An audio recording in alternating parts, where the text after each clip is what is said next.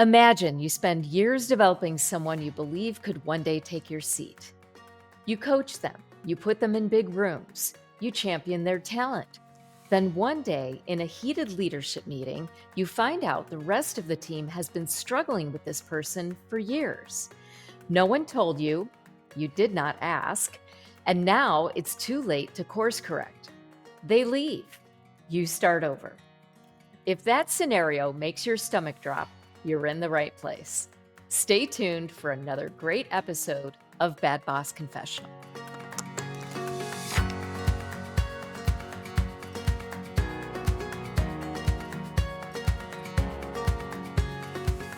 Hi, I'm Beth Fahey, and welcome to Bad Boss Confessional. I've been a leader for over 30 years, and I'll be honest, I've made plenty of mistakes along the way. The thing is, those mistakes taught me more about leadership than any success ever did. This podcast is where we get honest about the moments we'd rather forget and discover why they're actually the ones worth remembering. Each week, I talk with leaders who aren't afraid to share their worst boss moments and what they learned from them. Because here's what I know: every great leader has a story they're not proud of. This is where we tell those stories. Today's guest is Dennis Purcell, who has spent the past 13 years as HR leader at Skidmore Sales and Distributing, building organizational health and culture. Dennis brings decades of real world experience in people leadership, including plenty of lessons learned the hard way, both from his own missteps and from observing and coaching others through theirs. Dennis, I am so glad to have you on the podcast. Well, thank you for having me. I've listened to just about all of them so far. I'm excited. Oh my goodness. I think you win. I'm not sure that everybody has listened to all of them. So that warms my heart. Thank you so much for saying that. So I was wondering a little bit about you because I only really get to see you at our sessions, and it's been once a year, up until just recently. So I'd love to hear from you a brief 2-minute history of your career to date. Can you tell us a little bit about yourself? Yeah, I would say before I came to Skidmore, I spent 23 years at a commercial printing firm. It was a family-owned company, and for the first 18 of those, it was family-owned, and then they sold to a big corporation. And they really started really gutting the culture of the place, and I just didn't feel comfortable being the face of that. So I started looking around, and I came upon Skidmore. And people asked me why, why are you at Skidmore? What's it like? I said, well, I interviewed there, and I met with the visionary, and I met with some other people, and I came home, and my wife said, "How'd it go?" And I was like, "I think it went really well. They're really nice and they're really smart." And she's like, "That's great. What do they do?" And I'm like, I don't know. It's some sort of distribution stuff, but that's not the point. Point is, they're really smart and they're really nice. And I will say, for the past 13 years, I've come into Skidmore every day and know that I work with a lot of really nice, really smart, really hardworking people. Um, so it's been great. I was able to build the first HR department at my old company, and I was the first HR person at Skidmore. They had just acquired another company. We're actually a group of 4 companies. They had just acquired another one. They needed a full-time HR person. And so I was fortunate enough to step in there and be able to build that function at Skidmore. And it's been a great run. And have you always been in HR? Actually, no. The funny thing is, my undergrad degree is in physics. Uh, I actually started as a assistant controller, and at my old company, they did union negotiations, and they said, "Dennis, we need someone to do union negotiations, and you're it." So that was really my first foray into HR. I did union negotiations, and I also, over time, managed some operating departments, estimating, purchasing, accounting, uh, and then finally, when I was looking for another job, it was either kind of a general manager job or I really wanted to focus more on the HR. And so that's how I came to Skidmore. Now, as I've experienced you, you work for a larger parent company that I do work with one of the companies that came into the fold, H&W Ingredients.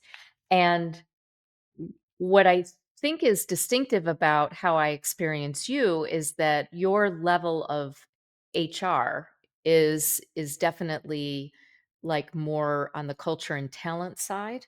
It's less about compliance and more about the people. Yes, I would say that is how it is now. Of course, when I started, I was the only person. So we were doing recruiting and compliance and benefits and all that. Now I have a great team that I work with that uh, we have kind of subject matter experts. So somebody will work on recruiting, someone on benefits, someone on payroll, HRIS, and they service all the companies in the enterprise, which is nice because any one of these companies by themselves aren't big enough to support the resources of a full-time HR department. But by leveraging the whole enterprise, we're able to do that. And how many employees did you say there are across all of the companies? I have about 260 Mhm. across all companies. Uh, I always say that for 260 employees, we have 5 people in our HR department. So if you want to know what our owner values, he values his people because we spend a lot of time on making sure our people are taken care of. Yes, I have experienced it that way. Yes, absolutely. Um, so you've led teams, you've led others. Have you ever had an experience where maybe it didn't go as well as you had wanted in a certain situation? Has there ever been at least one time? Okay, yeah, I'm asking the HR guy. just one, huh? Um, yeah, there is one that really kind of sticks out for me, and it's one of those moments. It sticks out because it it was hard, and it was kind of I would say personally painful for me and for everybody else. So um, we have probably one of the larger companies that runs on EOS, uh, and as such, our leadership team they have kind of more defined areas of responsibilities and accountabilities. And I tend to think as companies grow, that scope becomes narrower for each individual. So I had a woman that worked for me. I was kind of mentoring. I really kind of saw her as having the ability to really move into my position one day. And it was funny. We're very much on the same page on a lot of things, but we were very different personalities. We used to joke about it. And at that time, I was literally a marathon runner, and I would say figuratively a marathon runner. I would take one step after the other. I knew I would get to the end. I just had to pace myself and get there. And that's kind of how I approached a lot of projects. She was a sprinter. She wanted to get from point A to point B as fast as possible. And I did a lot of coaching with her, but I did a lot of coaching on content. What is it we want to get done? And we got a lot done. I mean, there was a lot to do and we got it done. Uh, but what I didn't do is I didn't spend enough time on the how to get there. We coached on content. I put her in like very high visibility situations so she'd get exposure, but I really didn't do enough on how to present the content and how to build the relationships beforehand so that people are receptive to the content. Um, and the other thing I didn't do is I wasn't proactive in seeking feedback from particularly the other leadership team members on how things were going, um, and what their impressions were. So what happened in a very heated L10, uh, these impressions came to light. In fact, they were having issues with their interactions with this person. And I was like, well, gosh, how long has this been going on? They're like, well, years. Like, what? Years? Um, and like I said, it was a very heated um, L10.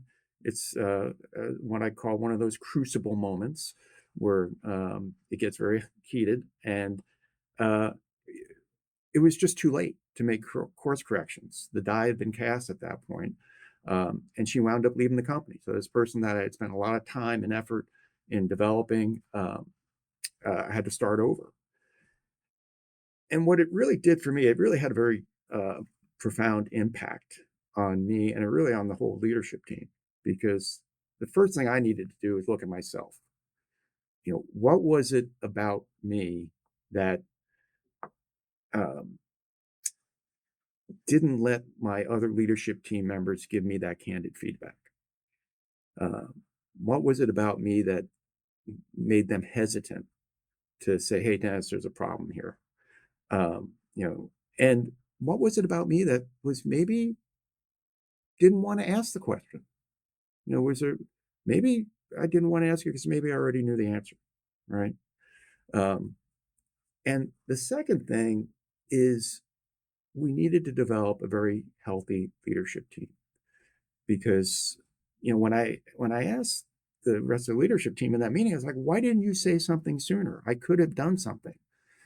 They were like, "Well, we didn't want to hurt your feelings," or "We thought you might get angry," or that you wouldn't believe us. And maybe the biggest dysfunction of all was we just didn't think it was our place to say anything, right? And you've met our visionary. He's a very smart man. He's a very man of very few words, and so when he says something, people listen. And he just looked around that room and said, "This is not how we are going to treat each other." And it was like a pin drop. I mean, we were all like, yeah, that's that's a problem." Um, but so the bad news is we lost a talented person. That could have been a contributor if we had corrected things early. The good news is we became a better leadership team. We kind of realized that we weren't doing each other any favors if we weren't open and honest. Um, and we did two things really kind of tactically. We put a standing issue on our L10 for people issues, where we talk about our teams and everybody else's teams. So people that we're having issues with, and I think almost as importantly, high potential people. So we just had this one recently where one of the leadership team members said, "Yeah, I have this really high potential person. They're doing great. They're really, knocking it out of the ballpark." And there were a couple other people on the leadership team said, "I got to tell you, nobody on my team wants to work with that person." And they're like, "What?"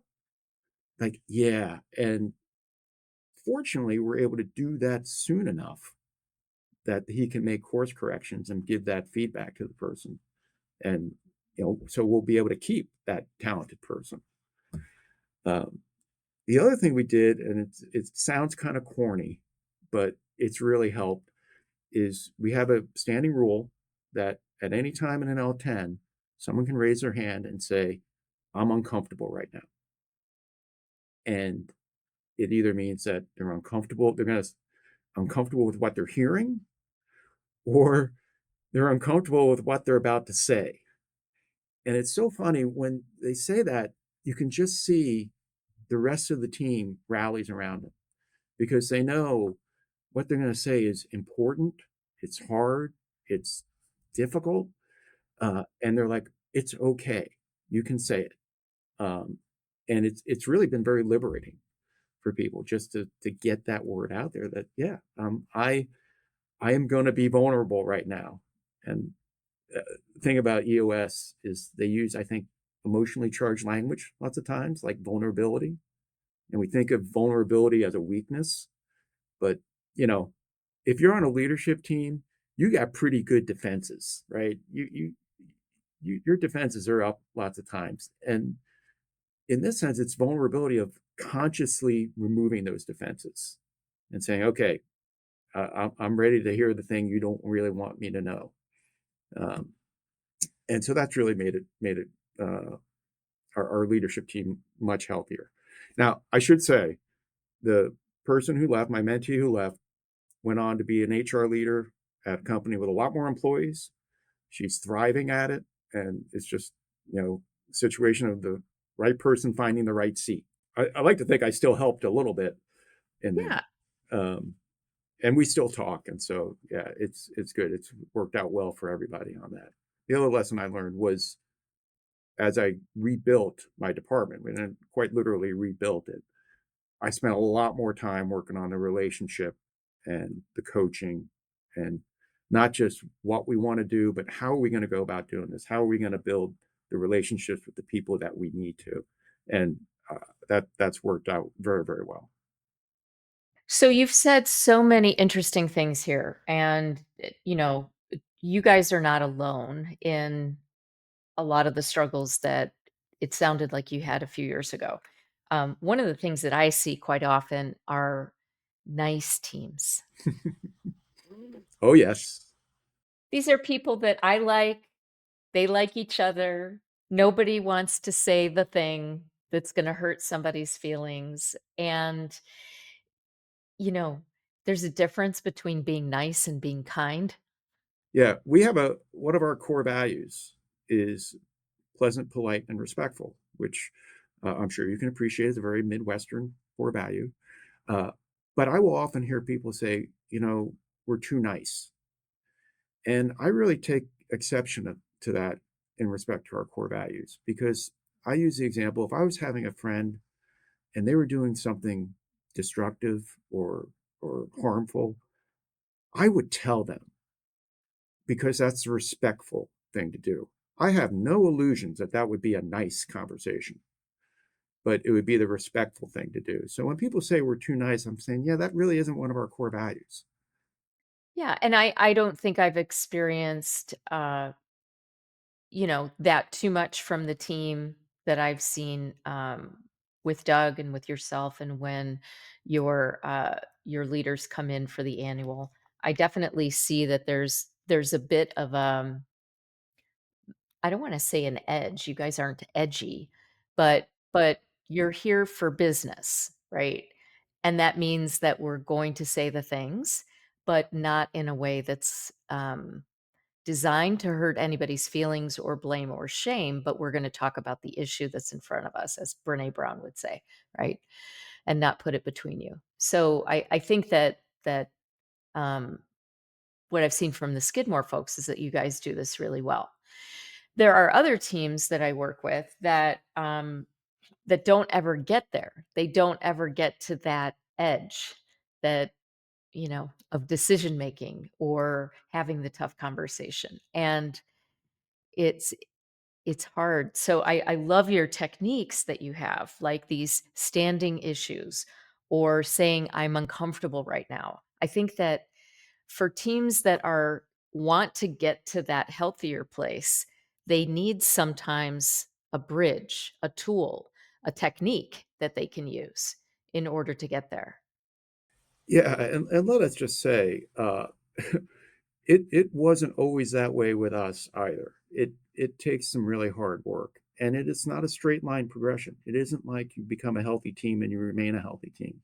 It takes a lot of work, and um, our visionary is very good at it. He is very good at cutting, to the bottom line on it, and saying the hard thing in an extremely respectful way.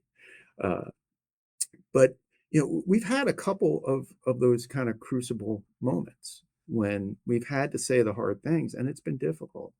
And it really is an effort. You have to really work at maintaining that healthy team. Um, and, you know, the the company that you work with, H&W, that was an acquisition, I think back in 2020. Um, And so they went through a lot of changes. They went through a lot of changes on their leadership team, and every time that change happens, it's almost like starting over. Well, we talk about this all the time, is that anytime you add a new person or remove a person from a team, and as you experienced in your own team, the team dynamic changes. We have a new personality. The team's personality is now different as a result of the addition or subtraction. So I ask teams, like let's observe how the entity behaves. Yeah, and it often revolves around having one person breaking that ice. So that's kind of why we have that I'm uncomfortable right now. And again, it's a little It sounds a little corny until you actually see it or actually have to say it. Then it's not so corny. Uh, but you need someone to break that ice, to put down that defense and let everyone else know, okay, maybe it is okay to say the hard things. But it takes constant work to do that. As you coach other leaders and as, you see folks struggling with some of these things, I mean, you shared a couple of techniques that work for you in your level 10s, but what do you think is the biggest misconception that leaders have about leading and managing? Well, probably the first one of when people get promoted into management is they think it's easy. Um, I'm actually coaching one of our department managers right now. We do employee surveys. We take a lot of emphasis on employee engagement. And he had a department that had very low engagement and a lot of really kind of negative comments. And he came and said, I would like some coaching on this. And the first thing I said, okay, here's the thing. It's going to take time. All those fires you put out during the day, that's what you do during the day. And when all your people go home, that's when you catch up on everything else. But when your people are there, you're concentrated on your people. And people, managers don't get that it takes time. So one of the, again, a little technique, he says, I'm at my computer all the time and I'm multitasking. People come in and ask me something and, I'm kind of doing two things at once. I said, okay, here's what you do. As soon as someone walks into your office, you stand up. You stand up because if you're standing up and facing them, you can't be multitasking. And your most precious commodity is your time. And if you give your people your time, that is the most precious thing you can give them. And they know that. Um, and so I have him keeping a little diary on every time he stands up from his computer and every time he walks the floor. I said, you keep a diary and tell me, I want you to tell 5 times, tell someone out there how much you appreciate what they're doing. And we meet every week and we go over his scorecard like that. But it's just building muscle memory because eventually it becomes second nature. Uh, but and this is a person. I asked him. I said, "Tell me about the best manager you ever had." He goes, "I never had one." Because I never had a good example of a manager until I came to Skidmore. Um, and that's typical, right? We take our best operators and we make them managers and we say, "Go to it." But we need that coaching. Yeah, I think we talk about this in the Great Boss workshops all the time is that a lot of times when people assume the role of a manager or supervisor, they see it as a reward, not a responsibility. And when it finally dawns on folks that, oh, this job is about people, it's not about doing the thing anymore. It's about managing the people that are doing the things. And sometimes they're still doing the things, and that's hard for them to let go of. But uh, yeah, it's definitely a paradigm shift for a lot of people because I think their concept of what being a boss is something they've picked up from television or they've picked it up from hearing, dinner table conversation. And when they actually get into the role, it is completely different than they thought. It is, and the best managers you'll have are the people that take uh, satisfaction, joy out of seeing other people succeed. And they got to be managers largely because they were succeeding.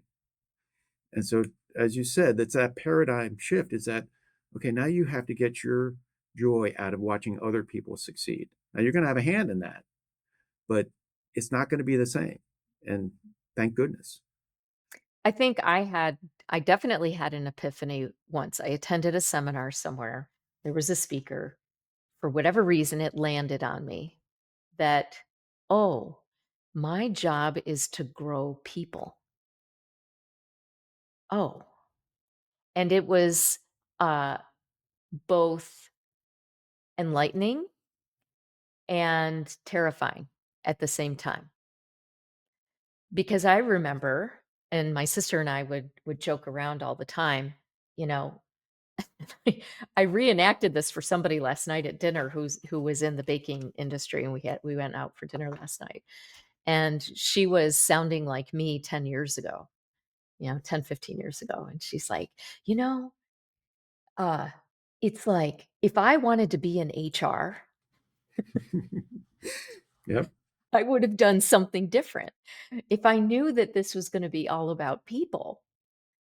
But then once you realize, like, the impact that you can have on people in a positive way, and that actually becomes your purpose, I think that if you can turn that corner, it just makes all the difference in the world, right? Oh, it does. And I've had a couple managers who were very good, who just said, "You know what? I don't wanna do this. I I I wanna be an individual contributor. I don't wanna be a manager," and that's fine. But I think that is one of the things that EOS helps, is it puts a structure around that so that people can see what they need to do to develop their people. Uh, I often I'll interview people internally who are individual contributors and are interviewing for a manager job, and I'm pretty hard on them. And I've had at least one tell me, "Sounds like you're trying to talk me out of this job." And I like, "Yeah, I kind of am."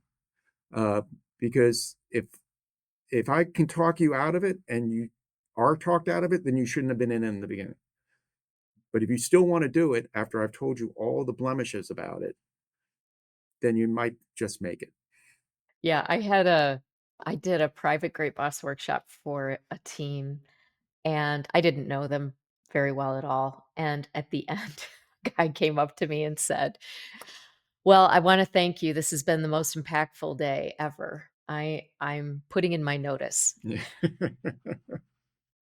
And I felt absolutely terrible at the time, but then he sent me an email a little later and said, um, "That really opened my eyes, is that I'm a technician. Yeah, I'm not a people person." So, It's better to find that out now, right? it is, absolutely. We'll return to my conversation with Dennis after a word from our sponsors. Do you love running on EOS? Try Streti, the EOS platform people love. Native integrations and extra features help you manage people, projects, process, and engagement. Connected to your favorite EOS tools and all in one place. You love EOS. It's time to love the platform you're running it on. Try Streti free at streti.com. That's STRETY.com. Streti, the EOS platform people love. Let's be honest, hiring the right people is hard. That's why I love Titus Talent Strategies. Their whole person hiring approach helps you find and keep A players who align with your values, and they back it with an industry leading guarantee. Best part? Titus Talent Strategies is included in the entrepreneurial toolkit for companies running on EOS. Check them out at titustalent.com/EOS. And now back to my conversation with Dennis. I have one other question that I'd love to ask that I always ask all my guests. If you were to get a tattoo to remind you of either the thing you need to continue to work on or maybe something completely different than the conversation that we've had today, just so we can get to know you a little bit better, what would that tattoo be and where would it be located? Well, I have to kind of practice what I preach because I tell this to all my managers. So it would be probably right on the inside of my wrist, and it would say, "What else?" Because I tell every one of my managers, and I do this all the time, is during a conversation, the last thing I say is, "What else?" And I do that for a couple reasons. One, it keeps me from trying to respond while I'm listening. If I know that, I'm going to say what else and I'm going to keep listening, it keeps me from trying to formulate a response before I do that. Probably the most important reason, though, is people. save the most important thing for last oftentimes, particularly when they're talking to a boss. They're, they try you out on the little things. They want to see how you react to the little things. And if you react properly, then they'll tell you the big things. I I have one of my direct reports. I was having a quarterly conversation with, and we got to the end. I'm like, okay, what else? What else? And she just said, I knew you were going to say that. And she goes, you do that all the time. And I always save the hardest thing for last. And because and she goes, I know you're going to do that. And it really helps me say the hard things at the end. So I actually have one manager who has a whiteboard like behind on his wall. So when someone comes in, they're talking to him and he's looking at the whiteboard, and up on top of the whiteboard, it says, what else? So he's always reminded, what else? I'm tempted to ask you, Dennis, what else right now? What else for me is finding my replacement. I'm retiring in March. Okay. Um, uh, Looking to probably do some training, some consulting. I think a really smart EOS implementers I heard say that 83% of the issues are people issues. I think it was 83%, wasn't it? Yeah, It is. yeah. It is a real stat. So, so I'm kind of hoping maybe I can help some people on working through some of those 83% of those issues. Really, largely around quarterly conversations and kind of leading teams. Yeah, you do it so well. So, I mean, people would definitely benefit from working with you. I think that's great. What an interesting next chapter. And then you get to kind of do what I do, which is learn about a bunch of different businesses and see different cultures and things like that. It's fascinating. Yeah. Well, thanks so much for being here, Dennis. And I really appreciate your time and your counsel and all of the great tidbits. I think, our guests will be taking tons of notes from this podcast. So I Thank you very appreciate you. much. Yeah, I appreciate being absolutely. here. Thanks for listening to today's podcast. Dennis showed how much changes when a team gets honest early. Hope it gives you something useful for your own leadership. If you enjoyed today's episode, please like, subscribe, and share with friends who need to hear this. Thanks for listening to Bad Boss Confessional. We'll see you next week.